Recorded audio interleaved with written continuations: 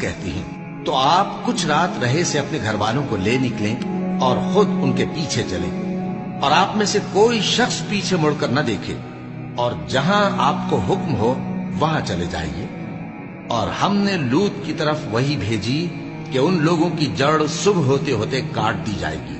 اور اہل شہر لوط کے پاس خوش خوش دوڑے آئے۔ لوط نے کہا کہ یہ میرے مہمان ہیں، کہیں ان کے بارے میں مجھے رسوا نہ کرنا، اور اللہ سے ڈرو اور میری بے آبروئی نہ کرو۔ وہ بولے، کیا ہم نے تم کو سارے جہان کی حمایت و طرفداری سے منع نہیں کیا؟ انہوں نے کہا کہ اگر تمہیں کرنا ہی ہے تو یہ میری قوم کی لڑکیاں ہیں، ان سے شادی کر لو۔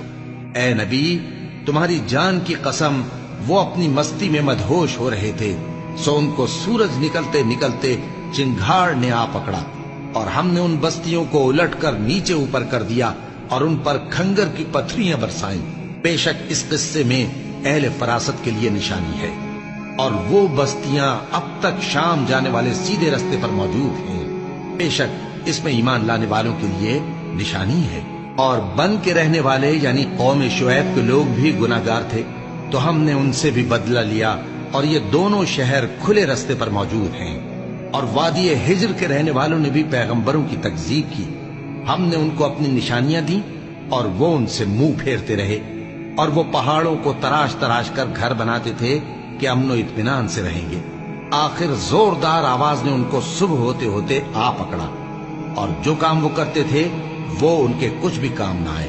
اور ہم نے آسمانوں اور زمین کو اور جو مخلوقات ان میں ہے سب کو تدبیر کے ساتھ پیدا کیا ہے، اور قیامت تو ضرور آ کر رہے گی، تو تم ان لوگوں سے اچھی طرح سے درگزر کرو۔ کچھ شک نہیں کہ تمہارا پروردگار ہی سب کچھ پیدا کرنے والا ہے، جاننے والا ہے۔ اور ہم نے تم کو 7 آیتیں جو نماز میں دہرا کر پڑھی جاتی ہیں، یعنی سورہ الحمد اور عظمت والا کلام عطا فرمایا ہے۔ ہم نے کفار کی کئی جماعتوں کو جن کو فوائد دنیاوی سے نوازا ہے، تم ان کی طرف رغبت سے آنکھ اٹھا کر نہ دیکھنا، اور نہ ان کے حال پر رنج و غم کرنا، اور مومنوں کے ساتھ تواضع سے پیش آنا، اور کہہ دو کہ میں تو علانیہ ڈر سنانے والا ہوں، اور ہم ان کفار پر اسی طرح عذاب نازل کریں گے جس طرح ان لوگوں پر نازل کیا جنہوں نے تقسیم کر دیا، یعنی قرآن کو کچھ ماننے اور کچھ نہ ماننے سے ٹکڑے ٹکڑے کر ڈالا۔ سو تمہارے پروردگار کی قسم، ہم ان سے ضرور پرسش کریں گے ان کاموں کی جو وہ کرتے رہے۔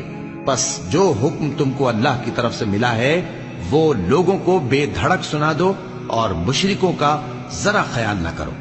ہم تمہیں ان لوگوں کے شر سے بچانے کے لیے کافی ہیں جو تم سے ہنسی کرتے ہیں۔